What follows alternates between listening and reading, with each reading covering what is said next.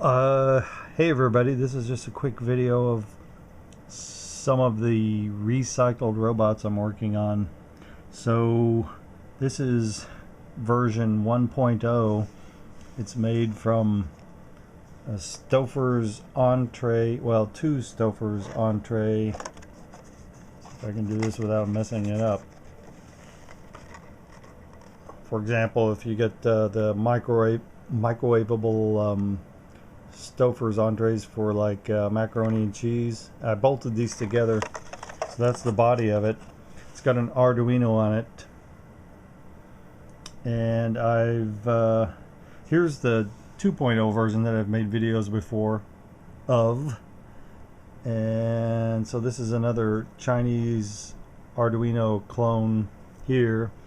The battery holder, the whole frame is made from a car stereo with a cassette player, and that's the motor that drove the cassette. And anyway, you can see the videos for that one on my YouTube channel.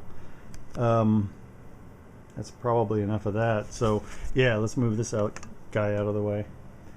He's pretty cool though.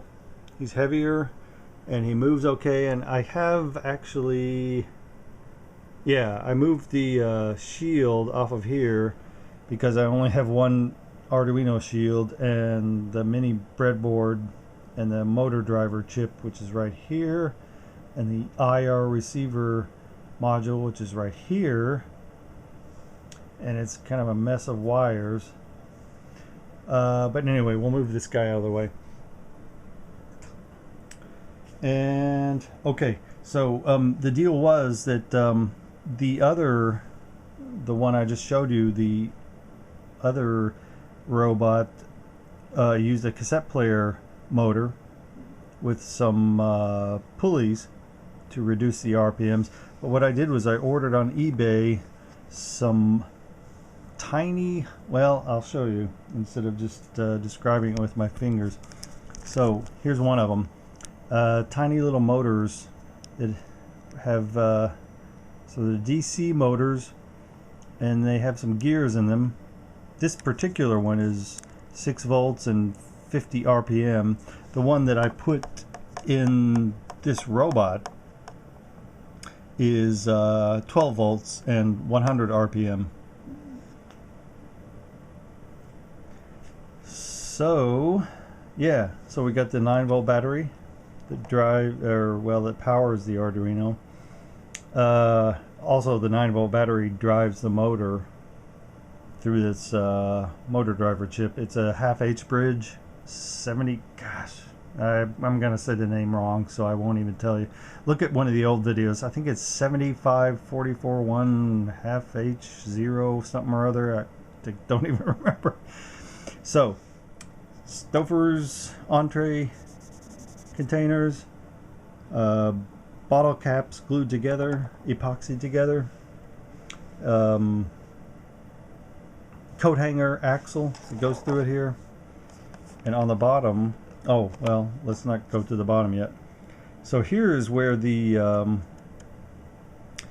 servo motor will go, and I'm doing a weird thing. I mean, probably the coolest thing would be to have two different motors drive it so it can turn right and left. A lot of people do that, but for some reason, since this stuff came in my kit, I decided to have one motor just drive it forward and a servo motor turn it right and left.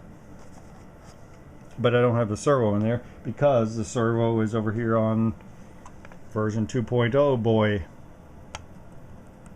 And I've got some on order, 2 or 3 more that I'm gonna put one back into here to actually turn this robot.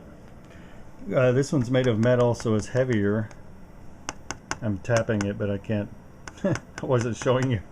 They both have this weird little PVC pipe that uses a caster, and so what I do is I put the wheel into a vise, break the wheel, use a hacksaw to cut out the axle, and in this case I crimped it in, and in this case I did something kind of unusual. I used, let's see if we can get in here and get any video of this at all, and the focus is crap and the duct tape is crap too. But so I use, here's the caster itself, and I had one of these little screw, gosh, what do you call them? Screw clamps that you screw up. Screw up. Yeah, I screwed that up. And the motor with the gears, and the homemade wheel here with a rubber band taped on, and my war wounds here you can see from the other day when I was etching. That's another story.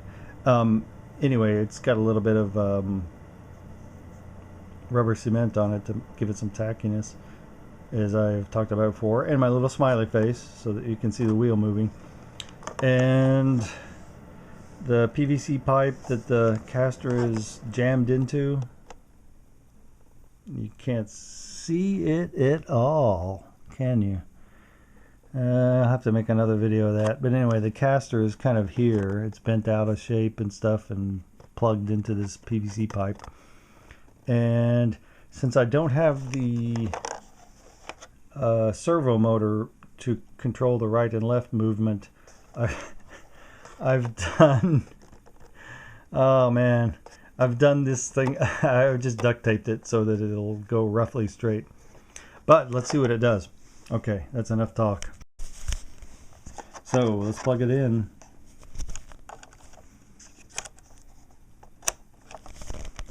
And do we have any lights? We kind of got some lights, yeah. So let's see what it does when I use the IR controller to tell it to go forward with 2.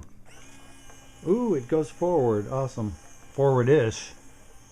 Again, it's just got duct tape on it, so let's move the zoom out. Let's go backwards with the 5.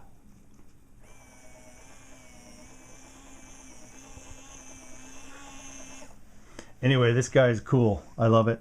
This little high torque motor that I put in it is awesome. There's the battery powering the Arduino.